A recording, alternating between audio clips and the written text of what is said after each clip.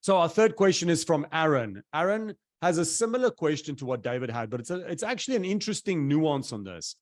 And this is one that we also get a lot, especially with where companies have, what we would call C players, right?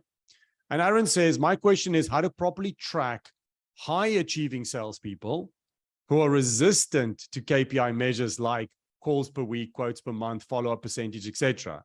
Because in his experience, tracking these KPIs, it can be demotivating, particularly for hunters. What do you think, Jack?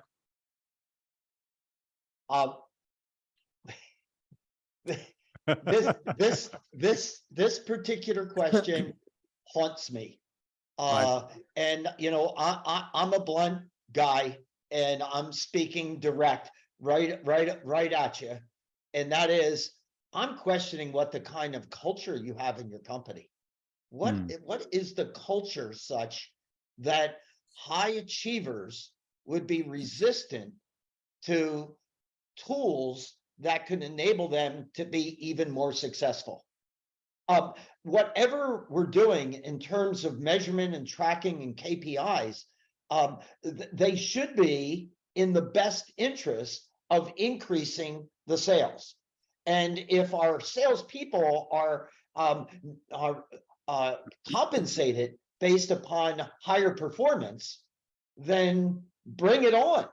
Now, I think the nature of the question that was brought to you is that we're probably hearing from the high achievers, I'm having to spend too much time doing things that are not sales oriented in order for you to track and measure my activities or whatever we're measuring. And so I would complain about that too. I would be one of those high achievers. If you've got me doing a bunch of stuff sitting in front of a computer screen when I could be out in front of a high prospect that I could be closing, I have zero tolerance. I was going to say a low tolerance. I have zero tolerance. And I, as a salesperson, top performer, have been in trouble with many companies over the years because I refuse to do it. And if you don't like then fire me, or I'll quit. I'll go somewhere else, but I'm not going to sit here and do that type of work.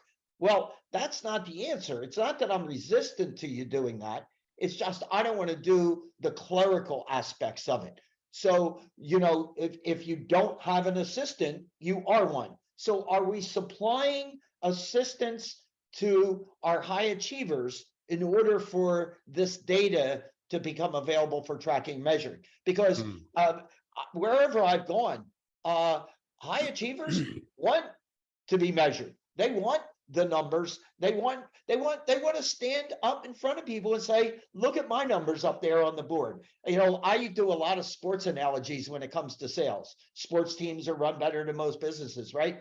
To think about anybody good in any sport that you pick, and do they want their stats up on the visible? Absolutely. Do they want their activities visible amongst all the rest of the team? So here's one of the things I would tell you.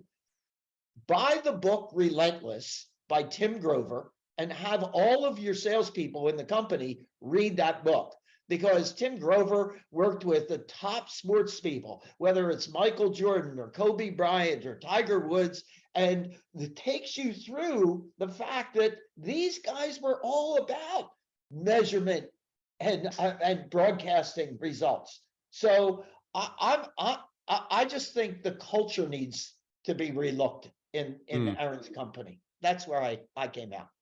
Yeah, I like that. I mean, I tend to agree with where you started with that, Jack, which is the culture piece. That was my first kind of question mark in my mind. Aaron, I get that this is a real thing. We come across companies all the time that have high-performing sales teams, and when you say to them, you need to make this many calls a week, you need to do this many quotes a month, you often get pushback because the view is, I'm smashing my quota. Why do I need to be telling you how many calls I make? If I make fewer calls and I still hit my number, why is that a bad thing? So there's a question for me around the culture. There's a question for me about what it is in your playbook. It's a question for me about which metrics are you tracking and why? Are we actually tracking metrics that matter? And then the other thing that I would say to you is what we've done with some of our clients who have got high-performing sales teams is we make the sales team part of the setting up of KPI dashboards so that they own it, right?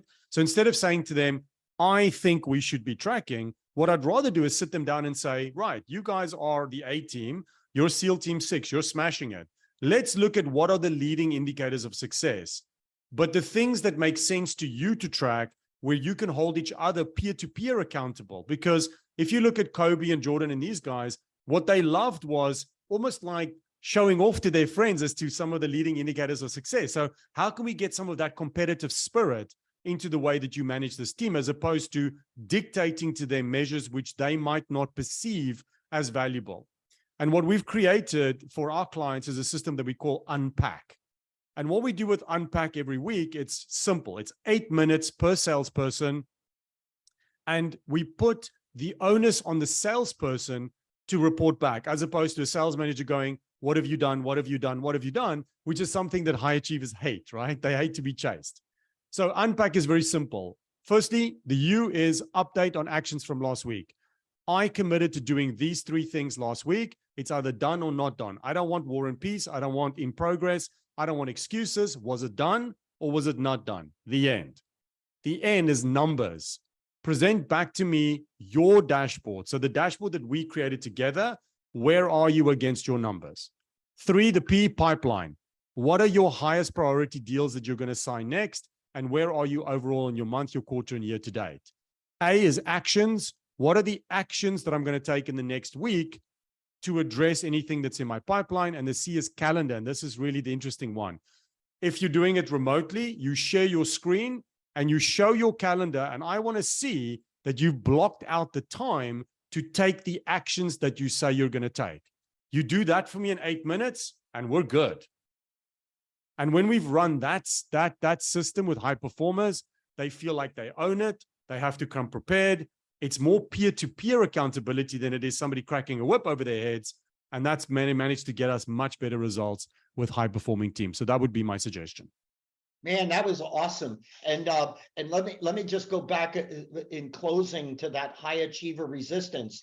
When Shaquille O'Neal got traded over to the Lakers, there was tension, to say the least, between Kobe Bryant and Shaq.